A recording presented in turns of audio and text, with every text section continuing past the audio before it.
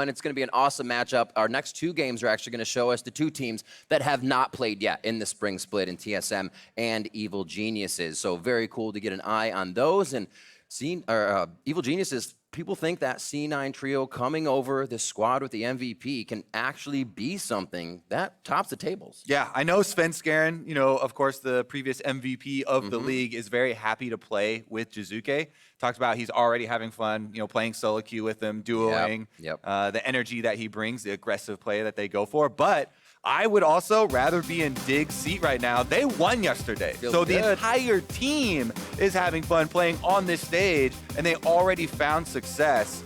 See if they can repeat it here today, banning out some of the very common bans we've come to see here. Kiana, Aurelia already off the table. Huni's Rumble, not going to be in there either. And while the players have changed, I'm sure the idea kind of around Huni and whatnot will stay the same. Artemis used to be on that Dignitas team as a coach, now on Evil Geniuses. So he has that idea of how they may want to get that top lane going as we finalize our bans here with the last few seconds. It's going to be Lucian as we get into picks. Yep, definitely some Huni tailoring there, but also Lucian just super popular as far as flex picking for solo lanes in the current scrim meta. Senna and Aphelios, the most common of marksman trades. I love it. Other regions are MF Varus. We get the Senna, the Aphelios, and the Tom Kench to go along with that. Keep Aphelios quite safe. Yeah, so we've come to know that you always need some sort of defensive support with the Aphelios to keep them safe. Senna could be a little bit more aggressive, and Senna has a couple more options with the speed and the shroud that you can have by hiding your support, your jungler, to go for a little bit more of those multi-person plays. But a Gangplank is locked in on the side of Dignitas as well. And this is one of Huni's strongest champions. He has played this over and over and over, and it lends itself to some bottom lane focus, maybe wanting to help out Johnsun and Aphromoo. Do like that. Huni's aggression across the map without Huni actually having to be there is always very powerful.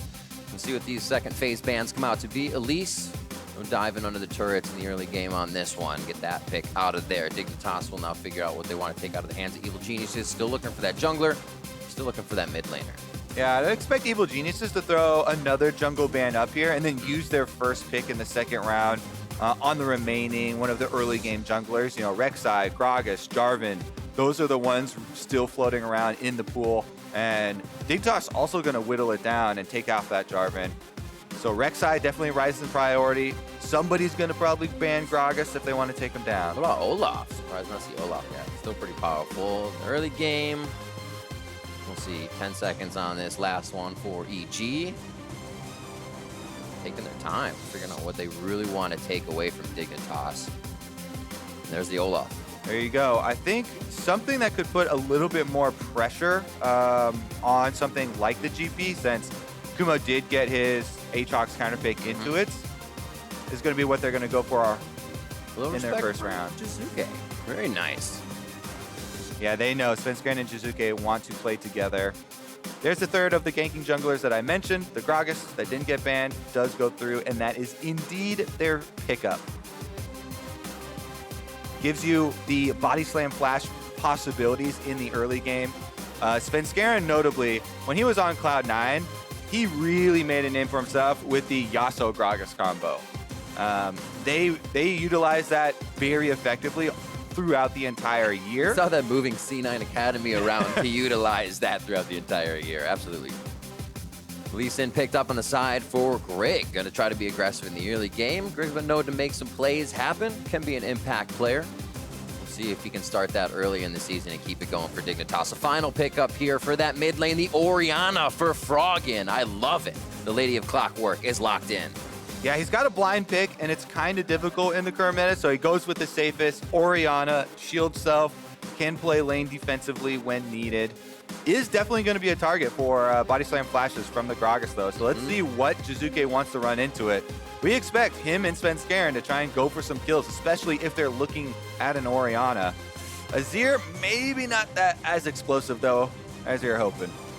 Not great. You can usually just move the ball around his ear and give him a hell of a time in lane, but obviously you have soldiers to play back with. We have both comps now on the screen here as Evil Geniuses set up to play their first game. You can make Azir a little bit more early game oriented too if you want to go for the Luden's Echo kind of bursty style.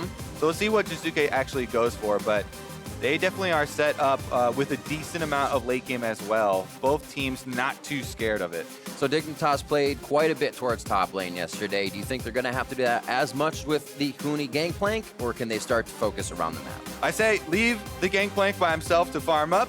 The island for the pirate. Use the gangplank ultimate on the bottom half or elsewhere in the map for some counter engages. Try and get it going. About to be in game in 10 seconds. Here you see the coaches giving their final words to the players. Evil Geniuses about to set onto the Rift. The MVP, Summer Honda MVP and Svenskeren, surrounded by the C9 trio. And Jiizuke and Bang locked into this team. Bang has some ground to make up for himself. I think the perception last year was kind of down and out after the first few games, and he wasn't able to show world-class experience, because that's what you expect. But it takes time to build in a new region, and this could absolutely be the year we see Bang do exactly that. Come out with a bang. Yep, first time on stage for the Evil Geniuses, and let's see what they have against Dignitas. Coming out hot off of their 1-0 start to the LCS. For sure. Going to be a good test for Johnsun, too, on that bot side. You see Froggen and Jiizuke on the screen there. I'm excited to see what comes out of this mid lane. You heard Dash say what Victor's Froggen was, or Froggen's Victor was yesterday, is basically what you should see out of Jiizuke. That kind of stylistic, saucy play as the Italian stallion goes hard in his mid lane. We are on to the Rift, and we are about to see what Evil Geniuses has for the spring split. Right off the bat, I'd say with the Braum Senna here for Dig, they have the option of going for an early game play. Braum, Q, and the passive combine for a lot of aggressive invade opportunities. And it looks like they're going to do just that. Splitting up here. I like the various positions of trying to head in, making sure everybody can also escape and have a way out. So, Kobe, obviously, jungle's changed a bit, but a favorite route for you, obviously, 3 camps to start, but do you ever deviate? Do you ever do something crazy? For solo queue, I pretty much always do buff, Gromp, and I just start on whichever side is opposite the matchup that I want to gank. For solo queue, Okay. it's very easy. You just look at your top lane matchup, say in this case, Gangplank, Aatrox. That's definitely gankable for you. So if you're Svenskeren and you wanted to gank for that matchup, you would start on blue, do the Gromp, then head up to red, and you'd be right there for a very early timing. However, they're starting on top side, and he wants to go for a downward path, and they're actually getting counter invaded. Huni's going to be first on this.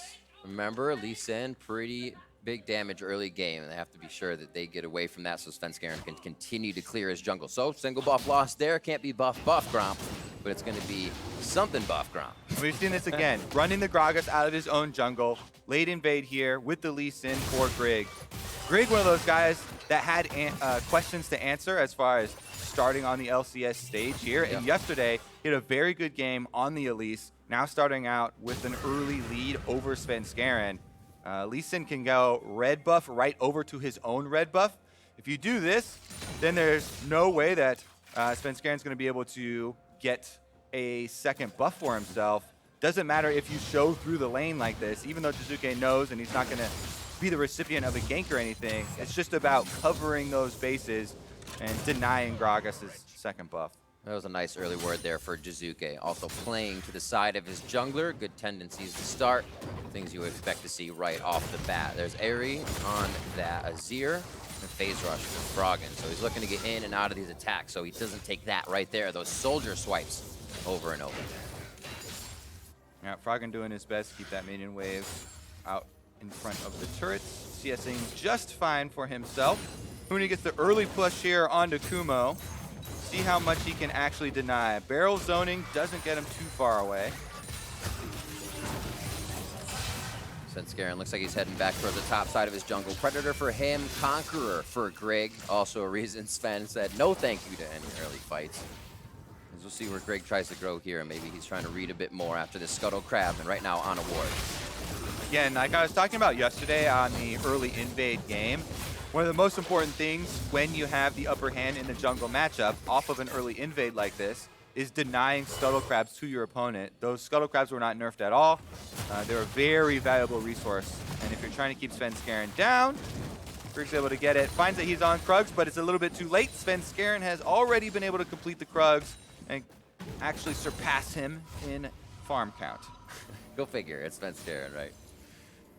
So Grig coming over from TSM Academy, but also a bit of TSM. It was the back and forth trade between him and Acadian previous. So still has the LCS experience, has played quite a bit in those intense kind of moments. He's showing here early game that he can get in Svenskeren's head, but can he stay there? Can he continue to make that work? Well, one of the reasons why Svenskeren ahead in experience here, if you spend a lot of time walking across the map to these objectives that are very far apart, you know, red to red, then back up top for that Scuttle Crab, Yep. It's a lot of travel time. And Svenskeren just farmed his own camp, so he was able to get it. Now here with Scuttle Crab number 2, though, it's going to be the early level 4 and a gank from Sven.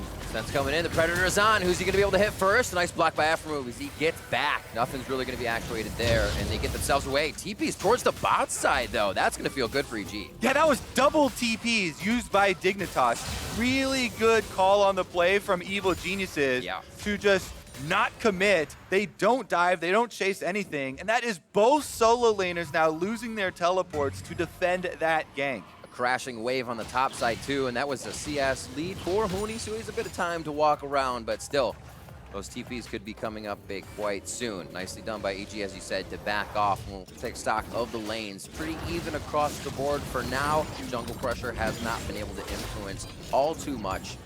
See that, as we said, Svenskeren getting back to the game. Predator boots immediately ganking towards the bot side of the map, though. I mean, it was one of the big things for Dignitas yesterday was their defensive play around a lot of the engagements that they were seeing. So it definitely comes to mind why they would actually react so quickly to an attempted gank on the bottom lane. But in the end, they lose out on some very valuable resources, some time for those mid laners. Now we'll see if EG can actually punish it, because now it is EG with teleport advantage on top side. Kumo was able to just recall and walk back to lane because of that wave that you're talking about getting pushed into Huni's turret. So it is teleport advantage, and there's a possibility of EG trying to set up a play and bring the extra top laner. Slow clear on Krugs here for Gragas. Should be popped soon as he gets the last few bots down. And he's not even going to go for that. He thinks the lane's pushed up far enough. He doesn't want to lose this chance, so he starts to move towards top side already, waiting for what would be Grig over the wall, and now he should have sight of him. Nice job by Svenskeren to play the waiting game, but needs to have the fight just right. And I kind of want to talk about that, because that was not an attempted gank from Svenskeren. Whenever you see a very big wave building, like the minions that are up here by the tower, there's a possibility of going for that dive, denying your top laner. So Svenskeren, this is one of the things that he does really well that doesn't show up in the stats, doesn't show up in the MVP profile, is coming to cover his laner when there's a big wave that's building to make sure that it's not denied from him. And that is even more important now in Season 10, that solo lane experience is a huge resource and has actually gained more ground comparatively when you pair it up versus farming a jungle camp. And it's cool to think of how that all played out, right? They probably thought about that happening as soon as Kumo was able to back and that wave was bouncing way ahead of time, and that's how Svenskeren started to make his path work towards the top side of the map.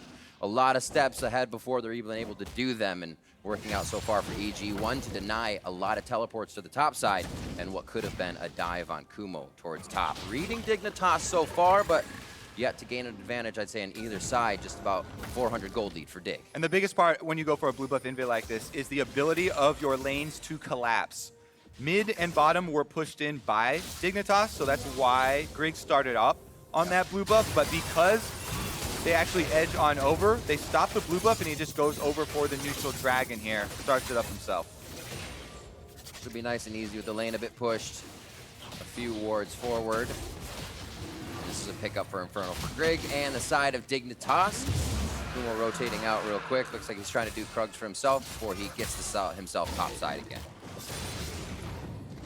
In the end, blue buff is fed over to Jiizuke on this year.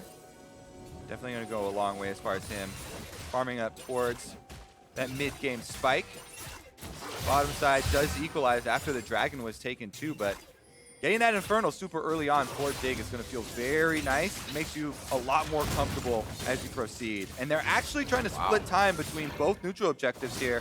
Froggen's going to have to get back to mid for a minion wave, though, so Huni's going to have to finish it by himself. And Froggen goes to collect that experience. I think Kumo knows as well. He says, my lane is also missing. So now they they're start getting in Predator here for Svenskeren. That's definitely going to fear for Grig and Huni as they make their way out of the fight. Over the wall. Jiizuke, he wants to fight as a team's doing Rift, but he pushes them towards his team. And now he's almost cordoned off. Svenskeren now needs the body slam over the wall, and he should be able to do so. Got a little hairy for a moment, but Rift is picked up by Evil Geniuses. Well, it definitely seemed to be a split call. Svenskeren and Kumo wanted to finish that Rift Herald very clearly, and Jiizuke goes for the attack, shuffles two people in. As we would expect, though, from Jiizuke. In the end, they get the objective, and no harm, no foul. Nobody loses their life or any important cooldowns. So it's just going to be the Azir ultimate and should be back up fairly shortly. Haven't seen too much action in bot lane since this first Sven gank once he got his boots. Felios 89 CS, the Senna is 91. Not too much explosive damage there. Bang's not coming back to lane with a huge item to just start crushing things down within the next few levels. So that feels good as Johnsun finishes his man immune. Grig back on top. That last play also highlights how the new Rift Heralds, especially this early, it takes pretty long to do that first Rift Herald. So it's not like an objective you can quickly sneak. You know, Grig was on it for quite a long time, takes a decent amount of damage as Lee Sin. And it gives plenty of time for Evil Geniuses to actually come over. Kumo was the one to drop the control ward over the back of the pit, I believe. And it gave enough time for the rest of the team to react, and they end up actually gaining the rewards of Dig starting up that objective themselves. So while there definitely are big rewards and you want to use that Rift Herald on some turret plates, get some early cash in, it's definitely going to be a time investment, and you have to consider that. So far, the movement has seemed to be in Dig's favor up until that Herald, so maybe they can make it work a little bit easier if we see Huni coming back out of lane. We expected him to stay top, but the teleports came out very early. We see the intentions for Dignitas. Oh, they're going mid. Get all lanes fed immediately as Sven over the wall. Gets chopped up and spit out for safety by Zeyzal. A great play to get the first kill of the game. So it wasn't on screen, but I could see by the cooldowns, Jiizuke immediately goes with the other ultimate from Azir. As soon as it comes off cooldown, he goes in on Froggen, burns Froggen's flash, and then calls his teammate over. So that was a huge play earned by Jiizuke, even though on screen all you saw is Svenskeren gets to go over the wall. Woo! Nice kill. And it is EG collecting that first blood. But I have to say, big props going to Jiizuke, putting in the work. And then, because they already had Rift Herald, they get to capitalize on it. See how they do this. There's the play I was talking about, where he goes under the turret, gets the damage, and puts the flash off of Froggen. Don't know if my audio was actually going out to stream or not there, because we could hear it in-house, but that was the play that I was talking about. It looked good. I mean, I want to see that play from Jiizuke all the time. Pull the trigger when he can. He had the ult immediately when the team was doing Rift Herald. He ulted immediately when he saw an opportunity that the team could follow up on, and it wasn't even immediately to follow up on. It was kind of putting the pieces in place. So seeing how this Evil Geniuses starts to orchestrate their fights has been pretty cool. Zeyzal on the bot side grabbing some rush control as they just stay safe as well for this Aphelios farm. And that's the name of the game with Aphelios, Riv. This guy can put out so much damage if you get the correct weapon combinations later in the game, but without any innate defenses in his own kit. We always see the Tomkinch or the Braum drafted alongside him. Plus, in this composition for Evil Geniuses, they're looking to have Jiizuke's Azir ultimate double as appealing tool later on in team fights for the Aphelios and keep their backline fully offensive. Jiizuke feels great right now. Nasher's finished. He's almost level 11. I'm sure he'll take a fight in mid if they try to bring it to him. Svenskeren's already hovering around it with that pink ward control. We did just see Zeyzal walk through a ward, but again, the ult's up, and Froggen may go down. The Senna ult from bot lane. Gonna give a bit of assistance as Grig comes in as well to boot there. Aphromoo is right up the river. Huni now trying to get his hands in this fight. Kick back. Jiizuke gets himself to safety as Zeyzal now is walking around. Still has a great health, so no worry for him. Teleports coming in from everywhere as Kumo's now in the fight with World Ender down. They may lose Grig, but he safeguards over the wall. Kumo missed with the last Q, and now he's got to make himself a safety. It's going to be a 4v1. Nobody wants to help Kumo anymore, and they tear the wings off the Aatrox. The great escape, Riv. That was back-to-back big escapes from multiple members. And we'll have to wait for the replay to go step by step. In the aftermath of everybody going mid, it is Bang on bottom, but also if you look at the minimap, Huni is mining plates off of top for Dignitas. So both teams are mining plates. It's going to be an attempt at Dragon during this little river skirmish, though. Oh, Sven. This could be tough. Teams coming up, though. You have Bang and Zeyzal just below. Jiizuke says, I need this blue or I can't do much. Hold it as long as you can. And that is going to feel even longer when you need it immediately. Looks like he's going to be able to grab it. So Mountabar is charging up. 4v4 currently at the fight as Kumo's coming out of base slowly. Definitely low on health here for Jiizuke, but with the blue buff, maybe they're thinking about sticking around. Bang's going back, but he's got teleport on Aphelios. So Dignitas is going to have to let that dragon leash. Zeyzal takes the check for the team. Bang actually TP's in, so he does that to make sure because they want to reset it. They're going to take it back out here. They say we now have the fight because we have the numbers. Huni's towards the top side, teleports up, but ult is down. Kumo's in mid lane, but he can walk over right now behind Froggen. This could be a pincer movement. It's one hell of a dance, Kobe. What is so 1600 for the Dragon? Hasn't reset just yet. Teams are both on it. There goes the cask. It's going to be Jiizuke picking it up as it is Svenskeren going down. They're going to be able to follow up onto Zeyzal. But a Drake for a Drake now as that one ends, finally. And even though Dignitas lose the Drake, they've got Huni farming on the top side. Yeah. He finishes that one, and they get 2 kills for themselves.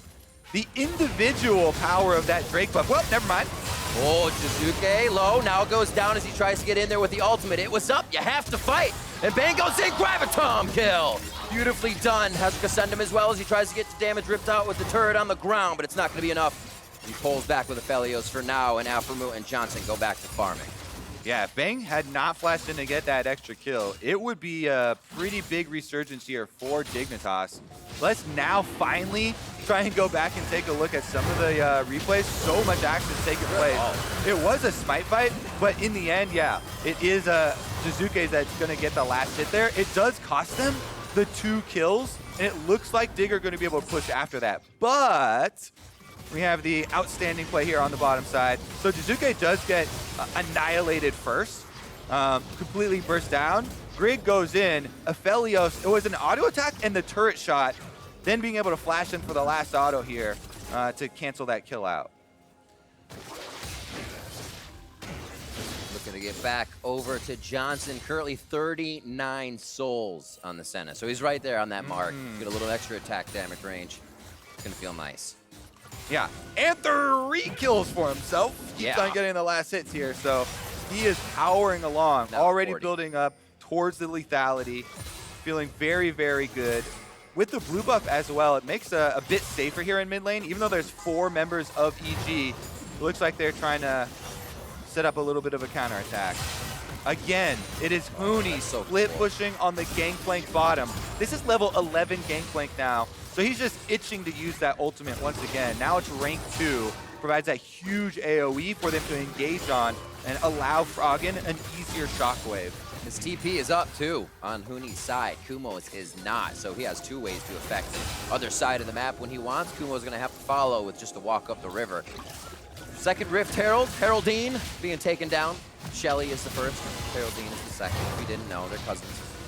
17 minutes in, you're only going to have a few more minutes to take down the Rift Herald before Baron's going to be on the map, and this is going to be another fight to get the turrets down. You talked about it, Riv. Kumo is teleportless on the Aatrox, and since he's walking up from river, there's no way for EG to fight this. It would be a 4v5 for them because Huni is in position first. So that is an objective, again, gained for Dig.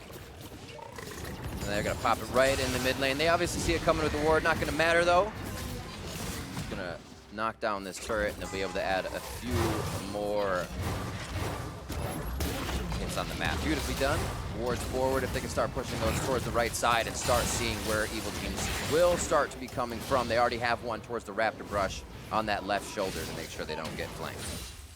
I have to say, the more we keep seeing of this Dig team, their coordination and their mid game is definitely looking quite good. See what Jiizuke can actually do, though. Pushing out here on the Azir, just trying to get some farm back in his coffers to try and get up to the rest of the builds. Teleports are now coming off cooldown for them, so there shouldn't be any more plays like that where Dig can force it without having to give something up.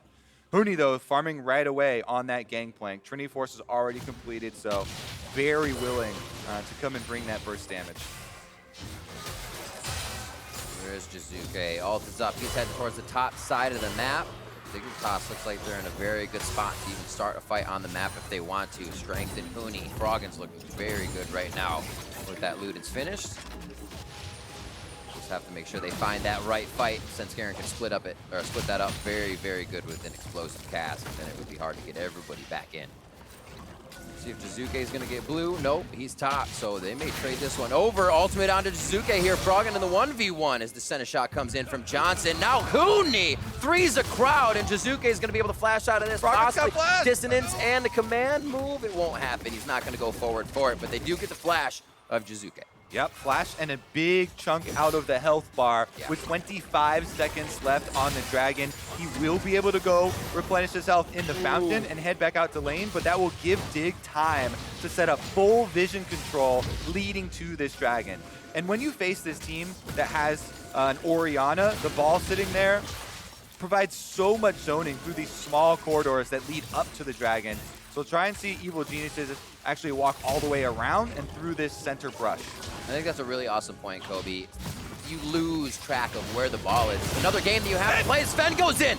Zanyas is down. They throw Glacial Fissure to the other side of the team, and that absolutely walls off Evil Geniuses. They wanted too much, but it was too far away as Sven went too deep. Zeyzal could be the next one going down, and they instantly hit him as well. That's a kill for Froggen. And now Dignitas is feeling great. Yeah, they are. That was a big flop from Gragas. Not able to get anything as far as the initiation goes. Getting into the center and just spreading everyone out with the ultimate. Dig pick off the kills. They're going to pick up the objective effortlessly afterwards. And this is going to be a huge push forward them. The mid game now will be all in their control. Look at the Senna. 450 gold bounty, 402. I dare say perfect in every situation, Kobe. Here's the fight again. Yeah, let's take another look. All right, Sven's going in. He wants to get the single person knocked back into his team and then Zonius while they kill him, but he doesn't get the angle. Lee Sin and Braum, both mobile champions, and they get to the sides of that ultimate, so neither of them actually gets knocked back into a dangerous spot. Right. As they're both able to avoid the initiation, and then Dig can turn around on the low health Gragas as soon as the stopwatch wears off, giving them the numbers advantage and allowing the turn. Definitely track the fights and engages from Svenskeren. I know a point and a note that we continue to say about this jungler is always able to find those important engages, even when your team's behind. Here, being flustered a bit because Dignitas knows that's coming. You played against Svenskeren for so long. The summer split Honda MVP is going to be the first one into the fight. So how can they mix that with Kumo? How can they maybe mix that with Zeyzal in another Jiizuke ultimate? It seems to be getting tougher for them to find a way into this Dignitas squad. Whoa, oh my word. Zeroed out, one auto attack. The next one's going to do it as it builds up a little bit of damage there in her passive of Clockwork Windup. Jiizuke is now going to feel the pain of that command move, command protect, as Froggen gets himself to safety. Abyssal Voyage towards the top side as EG scrambling to get members to the right side of the map. And if you look at the map right now, this is open territory for the push here for Dig. They've got all three lanes pushing into towers right now. It's a wraparound from Johnsun. He's actually looking now at Kumo in the bottom lane for the gank. Huni take turret aggro. There it is. Turret's on him. Johnson's in. There's the hits. And the heals to boot as well, as they're going to be able to take that bottom side. There is the ultimate Emperor's Divide from Jiizuke as they use it to instantly save turrets at this point, not even initiate the fights. It's changed pretty quick from the beginning of the game. Aphromoo is right, Riv. Johnsun comes up big again. He pushed that mid wave, wrapped down through the jungle, meets up with Huni for the extra kill, and Dignitas are going to get almost and succeed in finishing off that extra turret. They've definitely been able to move the map much better throughout the game, and it's kind of sending AG scattered to top lane, to mid lane, and they don't have enough people to fight each member of Dignitas that is there at the power they've reached. 1-0-1 for Huni, 3-1-3 from Froggen, and 4-0-4 for Johnsun. The bot lane is deathless for Dignitas here. Definitely big performances from everybody on the team thus far. Also, intelligent use of a lot of their globals. 2 teleports now, and the cooldown on Huni's ultimate is down to 86 seconds with the cooldown reduction already purchased in build. And rank 2 means he is going to make very quick work of those minion waves. Topside, another attempt here. Svenskeren's waiting in the brush, but Froggen hasn't overextended yet, and they might just call up the rest of the team. Jiizuke very vulnerable. That's 59 souls on Senna as well to keep you up to date on those. I'm still waiting for, not waiting for, but the chance for Bang to get this Aphelios damage down. He's got the items to do a good front, a loaded hit on whatever he does hit with that ultimate, but can he get to the back line? There's still healthy items on a lot of the champions for Dignitas. We just haven't seen that full 5-man fight yet for EG. And we have not seen Froggen overstep yet. He actually plays it fairly safe. That's true. Now Svenskeren leaves that brush. Oh. There's one ultimate. It's going to be a Gravitum, so that's just a lockdown. Not even the damage follow-up. Froggen's going for the kill. He chases Jiizuke back, and Svenskeren's finally behind him. Has he gone too far? You called for it, Kobe. The caster curse. Are they going to be able to pick it up? Oh, my word. Taken out completely. Orianna's damage is not to be messed with, especially with a blue buff this late in the game. She can just dance around the fights and make it work for herself. The team's now on to Baron, and Dignitas is going to pick up a big objective. At that point, you start to feel a bit sorry for him. When the flops just keep coming, this is going to be Dig Baron, though. And Dig Baron in 2020 has been very, very good. Grig's going to kick him out, gets the secure. 100% secure rate for Dignitas in the LCS 2020 on their Barons. Mind-blowing. Trend setting and also breaking trends. I love it. So a few Drakes now looking for a third and a fourth on the side of Dig, and you only have one for Evil Geniuses. But keeping them healthy, keeping them around, they have to make sure those structures stay strong, though. Nobody's really there to make that impact engage, as we said before, and Dignitas knows it, as they just have Froggen topside defending himself. So while in the early game, Jiizuke kept making a lot of plays on Froggen, Froggen is now using the mobility of Orianna with the speed up to continually get these chunks onto Jiizuke, which open up those plays like that, where he can even 100% the jungler when he's coming to attack him. Now they're wearing Baron and Riv. This game isn't going to last much longer because they are closing complete control around the EG base. Inhib damage coming in. I love the cannon in the back. He's doing what he can, and it will be one inhibitor going down with this Red Bull Baron power play. There it is. Sun Disc goes up, which means Jiizuke wants to kind of set up base outside of base, but in his own base. Is there enough base there? And not for EG. Dignitas is taking it over. 26 minutes into this game, they've already started knocking on the front door. Yep, they can set up themselves for Soul Point with this extra dragon. That will be 3 and awaiting the Dragon Soul to arrive. Baron buff will allow them to push out the waves and get plenty of new items with their reset as well. So should be very, very straightforward. Huni heading to the top side of the map to pick up those minions as well. They don't want to let any gold go to waste. They'll usher these minions right on in. That's the right game to play. Keep pressing your advantage. Never get lax, never fall back and feel like something has been enough. You always want to get more, and that's exactly what they're doing here on the bot side. Johnsun picking up his souls. 4 strong as they pressure this bottom inhibitor turret. Huni heading up the mid lane. Yeah, exactly. That's the key point. I don't think Dig will step any closer because they don't have Huni. Well, they don't have a choice. Is that going to be Kumo? Yes, it is, from inside the base. Now they're trying to figure this out. We're watching them plot how to assess the fight. It's Svenskeren and Grig. Jungler feeds jungler. Mono we mono as the fight goes between the teams. They're going to lose Kumo first. Svenskeren has to get out of that one as Grig is just throwing too many punches. He got him! Now, it looks like they're going to be trading this one. Sonic Wave in, Body Slam stops the damage, and it's just going to be a cat and mouse as they chase each other down. Remember, Huni was running down mid as well throughout all of this, so he joins with the team, and they are going to be making it work inside the base of EG and maybe putting the final touches down. Things are getting a little hectic. Oh, payback! Froggen's going to flash over that wall and take his revenge again. Dignitas will start off strong in the spring split. They will find themselves starting 2-0, and they'll take this win over Evil Geniuses.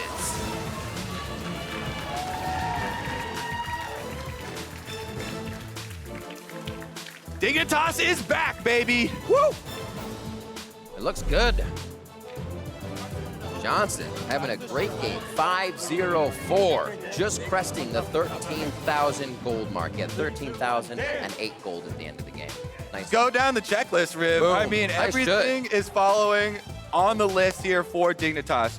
Huni still has not died this year in the LCS. Johnsun popping off once again.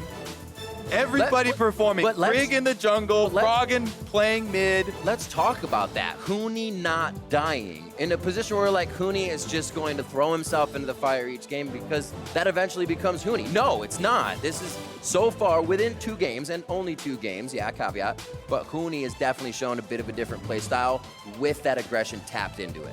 Yesterday, he builds Stone Plate on Renekton second so he can play frontline for the team. Today, he shows he still has that Huni magic on Gangplank. Right. Very good use of the ultimates, good side wave control for him.